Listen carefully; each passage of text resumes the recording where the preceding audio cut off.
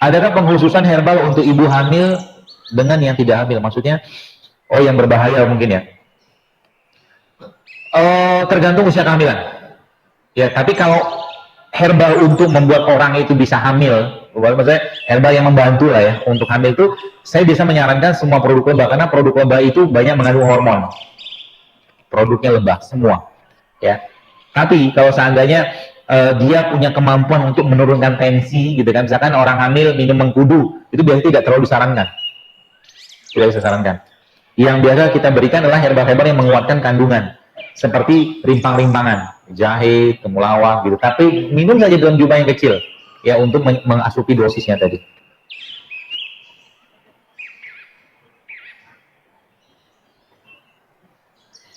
Apa kiat-kiat untuk mengurangi sakit psoriasis agar bisa remisi selamanya dengan metode sunnah? Puasa, dan biasakan lapar, gitu. Saran saya itu. Dan kembalikan kembalikan mineral tadi dengan, jadi gini, guru saya ngajarin semua penyakit apapun, saran guru saya ngajarkan dulu itu berikan produk madu, produk lebah, apapun penyakitnya, karena di situ mineral ada semua. Dan yang pertama itu, yang kedua, carilah produk-produk yang ada hadisnya. Contoh apa? Habatus sauda, ada zaitun, ada buah tin, jahe juga. Jahe nggak ada hadis, tapi jahe itu ada itunya, dalam Al-Quran, ya. Bagaimana cara mengatasi penyakit lupus yang menyerang persendian sudah 1 tahun lebih, isi mengkonsumsi obat-obatan dokter? Kata dokter, kalau obat habis maka rasa lindu di sendi akan kambuh. Gini ya, saran saya gini teman-teman, ketika ada satu penyakit yang diderita oleh seseorang lah gitu kan, dan di situ dikatakan bahwa kalau tidak makan ini maka jadi ini, saran saya, mari kita bermuhasabah. Maksudnya gimana?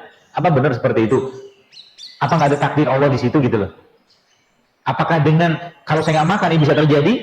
Belum tentu juga. Contoh misalkan, kalau Anda baca tulisan saya tentang air zam-zam. Air zam-zam itu kan air yang gini, air yang sangat tinggi kekuatan elektromagnetnya.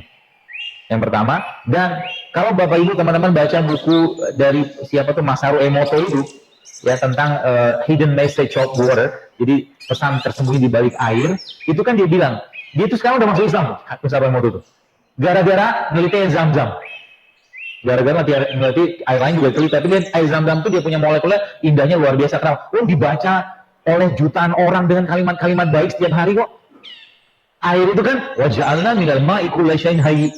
Dan dari air kami jadikan segala sesuatu yang hidup. Jadi Masaru Emoto itu, dalam buku yang saya baca itu, dia bilang, ketika Anda mau minum, dia bilang, ngomong sama airnya.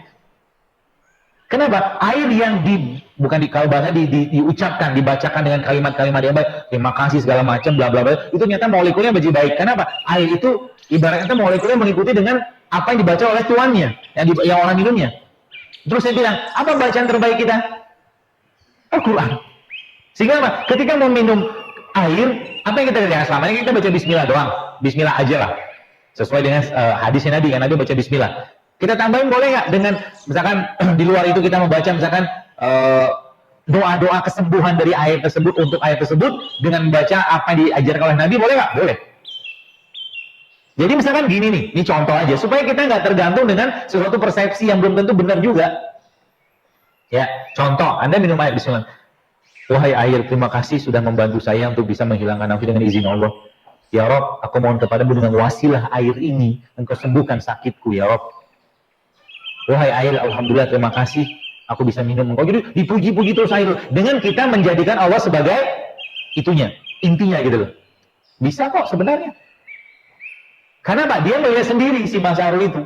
Makanya air zam-zam itu kata Nabi ya Pak, dia akan sesuai dengan apa yang diniatkan oleh orang yang meminumnya. Logikanya nggak masuk akal. Tapi memang begitu sabda Nabi. Ya, jadi kalau kita bicara lupus misalkan, kembalikan saja ke konsepnya Rasul. Bolehkah meruqyah air? Boleh. Ruqyah aja ini. Jadi airnya dibacakan dengan Al-Quran, lalu minta sama Allah, ucapkan alhamdulillah, kalimat-kalimat thayyibah semua ucapkan pada air tadi, dan minum air tadi dengan niatan, ya Rob, semoga airnya menjadi wasilah aku untuk bisa sembuh. Dan katakanlah misalkan pada lupus gitu kan, nyeri sendinya hilang. Ini untuk ngetes iman sebenarnya. Kalau iman kita benar, harusnya hilang tanpa obat. Betul? Placebo di dunia medis itu begitu Pak Abu. Sekarang gini, ibu atau bapak yang menanyakan ini, misalkan ini ya, dokter ngasih obat ke saudara kita yang kena lupus dan semoga Allah sembuhkan beliau. Dan obat tadi sebenarnya bukan obat untuk rematiknya, tapi dokter bilang ini obat untuk rematik, kira-kira dia akan punya persepsi obat itu ngilangin nyeri sendinya nggak? Iya. Placebo dalam dunia medis itu begitu. Asal kita nggak tahu. Nah sekarang tinggal tanda kutip placebo kan air saja. Itu. Yang pertama. Lalu apa? Lihat, tadi saya katakan tentang habatus sauda. Minta sama Allah, misalkan habatus sauda itu Anda campurkan sama air zam-zam. Minta sama Allah, ya Rob, aku yakin dengan izinmu, dengan kehendakmu, ya, dengan keberkahan habatus sauda, dengan keberkahan air zam-zam, atau kalau perlu tambahkan air madu atau madu dalam itu, Anda minta sama Allah. Ini pengobatan Islam tuh begitu harusnya. Kita hanya menjadikan si benda ini sebagai perantara doang, bukan menjadi utama, paham ya? Selama ini kan kebalik semua Pak Bu. Sehingga apa? Allah jadi yang terakhir, mohon maaf. Sekarang gini, Allah bilang dalam Al-Quran, wa nunazzilu minal Qur'an ma huwa syifaa'un wa rahmatul lil mu'minin. Allah katakan, kami turunkan Al-Quran sebagai syifa. Sekarang saya tanya kepada Anda, ketika ada orang kena kanker, lalu sebelum mungkin kepalanya dibacakan sama Al-Quran, kita bacakan Al-Quran, lalu bagian yang sakit tadi kita pegang, kita baca Al-Quran itu, misalkan surat Al-Baqarah. Sekarang saya tanya, kira-kira sembuh gak? Anda aja jawabnya mikir-mikir. Jawaban benarnya harusnya, kalau kita benar-benar memegang akidah yang sejati, bahwa memang segala penyakit itu bisa hilang dengan Al-Quran dan dengan izin Allah ya, harusnya hilang. Harusnya hilang. Tapi pun kalau tidak hilang, itu urusannya Allah. Tapi kita sudah punya keyakinan yang ke atas, bukan ke benda gitu loh. Itu kata kuncinya. Kan kata Allah begitu dalam Quran, wa iza maritu fa huwa yashfin. Aku yang sembuhin. Gitu loh. Makanya teman-teman, cobalah kita mulai memperbaiki. Jadi masalah kita zaman sekarang banyak, bukan masalah kita. Banyak masalah orang dalam pengobatan zaman sekarang ini adalah bergantung pada makhluk. Saya pernah ngisi satu training tentang herbal. Si bapaknya itu cerita ke saya, orang tua itu kena kanker, berobat kesana kemari, dan kata kuncinya apa? Kata kuncinya ketika dia mengatakan, kata kunci ketika dia sudah pasrah, serahkan semua sama Allah, apa yang terjadi? Tiba-tiba Allah kasih ilham untuk dia, ibunya kalau salah, kankernya hilang hanya dengan minum daun kelor saja. Allah meminta kita pasrah, paham ya? Yang Allah minta itu pasrah. Jangan, bahasa kita tuh jangan belagulah kita lah gitu loh. Kita tuh nggak tahu gitu loh. Bisa jadi mungkin dengan habatus sauda aja Allah sembuhkan.